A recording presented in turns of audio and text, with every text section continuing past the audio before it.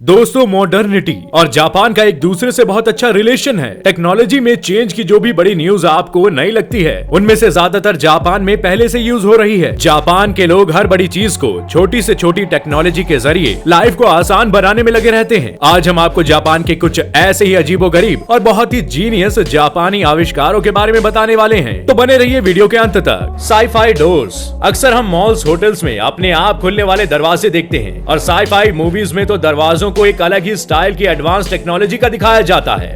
ये सब तो इफेक्ट्स का असर होता है, लेकिन जापान ने इन इफेक्ट्स को असली दुनिया में उतार लिया है और यहाँ एक ऐसा एडवांस डोर है जो कि खुलने, बंद होने और सेफ्टी के नजरिए से 4 कदम आगे है। इस दरवाजे का नाम है ETAF ऑटोमेटिक डोर और ये दरवाजा इंफियर्ड सीन्स की मदद से काम करता है। यानी कि जब भी कोई निकलने के लिए इस दरवाजे के नजदीक आता है तो दरवाजा उस इंसान की बॉडी के शेप और साइज के हिसाब से खुलता है। इस दरवाजे में एक ऐसा सिक्योरिटी फीचर भी है जो लोगों को पहचान सकता है और उनके लिए नहीं खुलता जो ओनर की लिस्ट में मौजूद नहीं है। और इतना ही नहीं, इस दरवाजे को इस तरह डिजाइन किया गया है कि खुलते और बंद होते समय ये कीड़े मकोड़ों और धूल मिट्टी को भी काफी कम कर देता है। Japanese vending machines. Vending machine ATM की तरह होती है जिसमें की करेंसी यानी पैसा डालने पर हमें अपनी जरूरत का सामान मिलता है। हमारे देश में ज्यादातर वेंडिंग मशीन या तो एयरपोर्ट पर या मेट्रो सिटीज में होती है, जो कि सिर्फ कोल्ड ड्रिंक और चिप्स जैसी चीजों को बेचने के लिए इस्तेमाल होती हैं, क्योंकि ऐसी चीजें मशीन के जरिए बेचना आसान होता है। लेकिन जापान में जो वेंडिंग मशीन होती है उसमें हर रोज इस्तेमाल की जाने वाली लगभग सारी चीजों को रखा जाता है। इन मशीन्स में अंडे और बर्गर से लेकर जूते और कपड़े जैसी कई तरह की चीजें होती हैं और ATM की तरह यह मशीन शहर के अलग अलग जगहों पर मौजूद होने से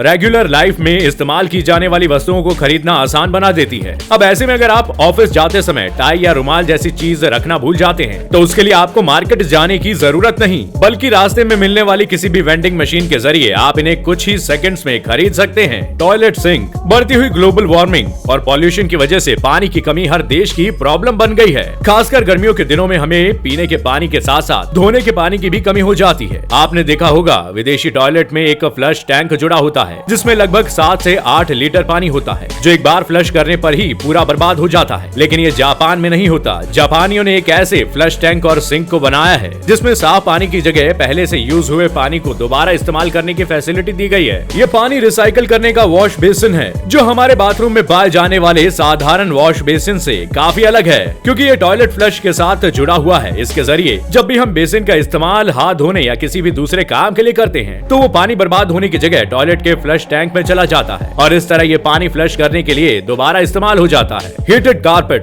बदलते मौसम की वजह से आपने ये देखा होगा कि ठंड के दिनों में हमारे घर का फर्श काफी ठंडा हो जाता है, जिससे बचने के लिए हम या तो चप्पल या सॉक्स पहनते हैं। कारपेट एक ऐसी चीज है जो कि घर की सुंदरता को भी बढ़ाती है और ये ठंड के मौसम में फर्श को ठंडा होने से भी रोकता है। मगर कारपेट को धोना एक बहुत मुश्किल काम है, लेकिन जापान के लोगों ने एक ऐसा कारपेट का आविष्कार किया है जो कि दूसरे कारपेट से एकदम हटकर है। ये एक इलेक्ट्रॉनिक कारपेट है, यानी ये बिजली की मदद से गर्म होता है। ठंड के मौसम में ये कारपेट काफी यूजफुल हो जाता है। इलेक्ट्रिक हीटेड होने की वजह से ये गर्मी देता है और इसकी गर्मी को 110 डिग्री तक भी एडजस्ट किया जा सकता है। और जहाँ तक सवाल है इसकी साफ सफाई का, तो ये पूरी तरह वाटर प्रूफ और स्टेन रेजिस्टेंस है, यानी कि इस पर पानी या कोई खाने पीने की चीज गिर जाती है तो वो आसानी से साफ भी हो जाती है और दाग भी नहीं छोड़ती।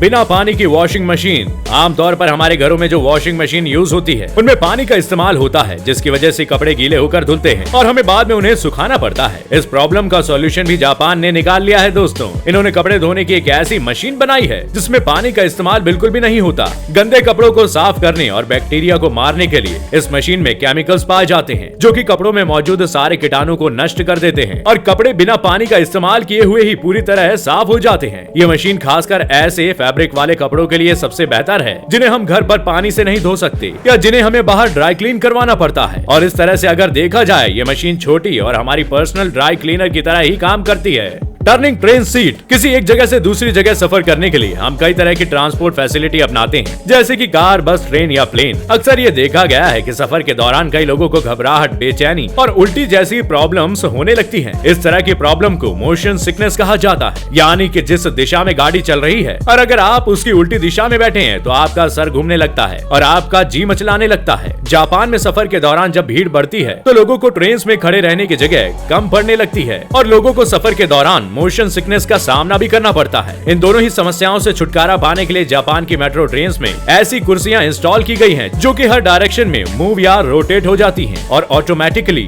फोल्ड भी हो जाती हैं। इन कुर्सियों की मदद से जिन लोगों को सफर के दौरान घबराहट होती है वो लोग अपनी कुर्सियों को रोटेट कर लेते हैं और भीड़ बढ़ने पर ये कुर्सियां खड़े होने की जगह को एक्सपेंड कर देती हैं। कुत्तों के लिए चश्मे। जब भी हम किसी जानवर को पालते हैं तो हम उसे अपने परिवार के सदस्य की तरह ही रखते हैं। खासकर कुत्तों के प्रति बढ़ते हुए प्रेम के चलते लोग उन्हें कपड़े, जूते और कई तरह की अलग अलग चीजें पहनाने की कोशिश करते हैं। जापान में कुत्तों को सनग्लासेस पहनाने का ट्रेंड है और ये ट्रेंड इतना बढ़ गया है कि हर कुत्ते की अलग अलग नस्ल और आंखों की फिटिंग के अनुसार जापान में कुत्तों के चश्मे की नई नई वैरायटी लगातार बढ़ती जा रही है। टीकेपी गेट टावर बिल्डिंग।